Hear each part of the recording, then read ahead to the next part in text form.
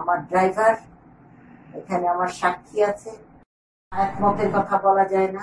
আমি আম্মুকে জিম্মি করে রেখেছিলাম। আম্মু কি ছোট মানুষ? উনি মারা যাওয়ার পরে দাফনের পরবর্তীতে ওনার সম্পত্তি নিয়ে অনেকে অনেক ধরনের প্রশ্ন করছেন যে আপনারা পালিত সন্তান, যে আপনাকেও দত্তক নিয়েছে এবং যে মেয়েটা ছিল তাকেও দত্তক নিয়েছে, এবং সে কি জীবিত অবস্থায় শিল্পী সমিতিকে বা এই সম্পত্তিগুলো কি কাউকে উইল করে দিয়ে গিয়েছে কিনা। এক একজন এক এক রকম কথা বলছে। আচ্ছা, আমি যদি আম্মুকে, অনেকে বলে আমি আম্মুকে টর্চার করছি, আমি আম্মুকে টর্চার করেছি, আমি আম্মুকে জিম্মি করে রেখেছিলাম। আম্মু কি ছোট মানুষ? আমি শারীরিকভাবে অসুস্থ। আমার এই সম্পত্তির মালিক একমাত্র আমার ছেলে মনি নিশাত।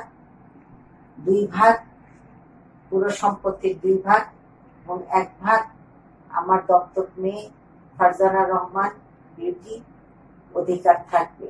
এছাড়া আমার বোন রঞ্জনা মল্লিক, ভাই সঞ্জয় শাহ থেকে শুরু করে আর যারা আত্মীয় স্বজন আছে কেউ এর ভাগিদার হতে পারবে না।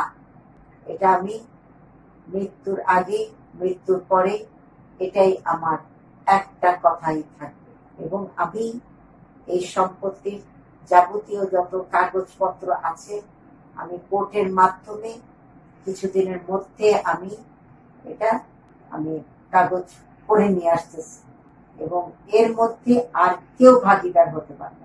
আমার ড্রাইভার, এখানে আমার সাক্ষী আছে। একমতের কথা বলা যায় না।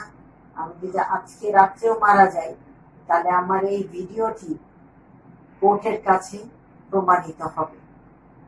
এটা আমি সব জ্ঞানে আমি এই ভিডিওটি আমি আপনাদের সামনে পেশ করলাম।